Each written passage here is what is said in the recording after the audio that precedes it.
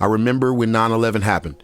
I don't know exactly where I was right when that moment happened, but I remember the aftermath. Maybe I was in shock during the moment when everything was going on. I do remember the being in classrooms and seeing the people move around the pushing carts that had the TVs on them, and everybody was running saying there was some crazy stuff happening. And once I heard what happened, when I went to gym class, I remember being outside looking up in the sky, being terrified of what could have been happening or what could come next. We had no clue where they're going to start now being planes dropped out of the sky.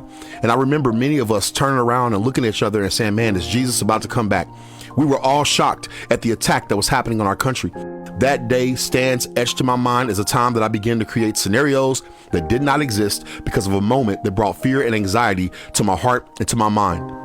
As I said, it's not the first time that I've seen or sensed or heard big trouble brewing or happening, but I handle things differently now. No longer do I dive into the swampy waters of anxiety, but I use the mental filter of the Word of God and prayer to help me navigate and guide the way through everything that I'm dealing with. I have a new perspective. The US finally gave permission for Ukraine to fire American long-range missiles into Russia.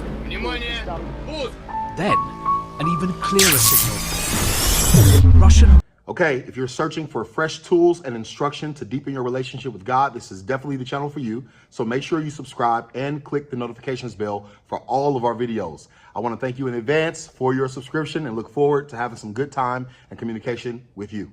Have a good one.